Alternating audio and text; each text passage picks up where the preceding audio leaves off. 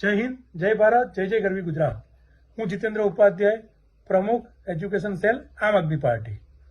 ગોપાલભાઈ ઇટાલિયાને વિસાવદર વિધાનસભાના ઉમેદવાર તરીકે જ્યારથી જાહેર કરવામાં આવ્યા છે ત્યારથી ભાજપ દ્વારા તેમના મંત્રીઓ, ધારાસભ્યો, સંસદ સભ્યો, તાલુકાના આગેવાનો, જિલ્લાના આગેવાનો વિસાવદર ઉતારી દીધા છે ગોપાલભાઈ વિરુદ્ધ દુષ્પ્રચાર કરવા માટે। અને આ બધાની સામે ગોપાલભાઈ નીડર અને નિષ્પક્ષ થઈ અને લડી રહ્યા છે। હું જીતેન્દ્ર ઉપાધ્યાય બ્રાહ્મણ સમાજના એક આગેવાન તરીકે આપને નમ્ર વિનંતી કરું છું કે ગોપાલભાઈ ઇટાલિયા જેવા સક્ષમ વ્યક્તિને આપ વિધાનસભામાં મોકલો, જેથી આવનારા સમયમાં આપના દરેક પ્રશ્નોનું નિરાકરણ આવી શકે।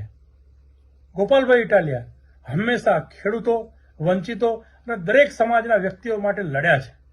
એટલે હું જીતેન્દ્ર ઉપાધ્યાય એક બ્રાહ્મણ આગેવાન તરીકે વિસાવદરની જનતાને હું નમ્ર અપીલ કરું છું કે ગોપાલભાઈ ઇટાલિયા જેવા સક્ષમ, મજબૂત, શિક્ષિત ઉમેદવારને જંગી બહુમતીથી જીતાડો। જય જય પરશુરામ, જય જય ગરવી ગુજરાત।